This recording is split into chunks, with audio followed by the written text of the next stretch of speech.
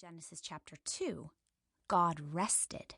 So the heavens and the earth and everything in them were completed.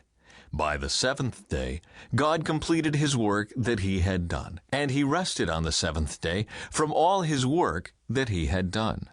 God blessed the seventh day and declared it holy, for on it he rested from his work of creation.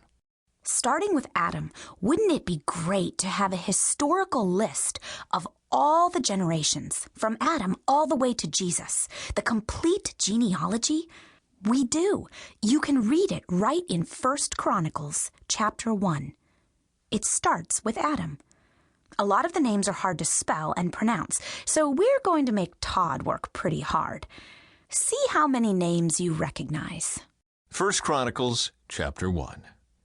Adam, Seth, Enosh, Kenan, Mahalalel, Jared, Enoch, Methuselah, Lamech, Noah, Noah's sons, Shem, Ham, and Japheth.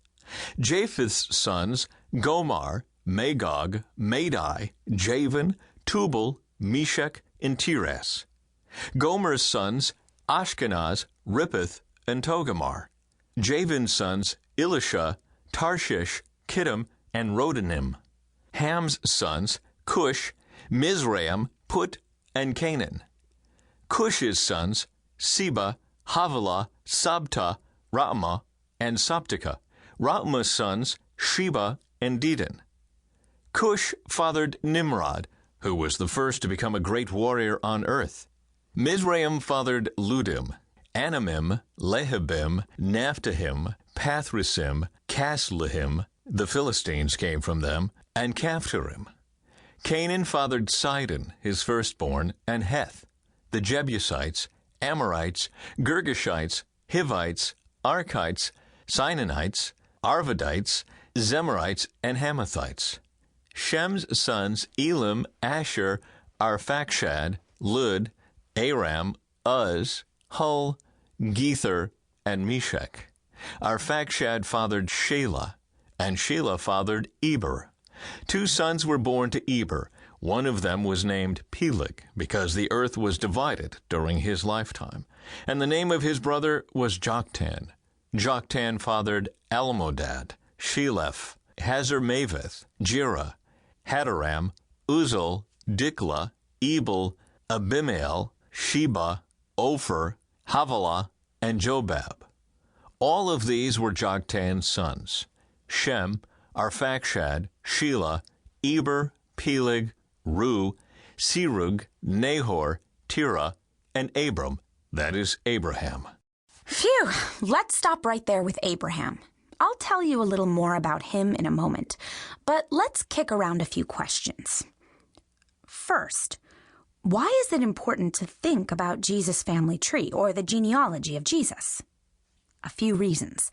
It's important to see the Bible, both the Old and New Testament, as a history book. It's filled with documented facts. These people all really lived. Like you, they are all part of God's plan. Which brings us to another reason why it's important to name names. God cares about nations, but even more importantly, he cares about individuals. He calls each of us by name.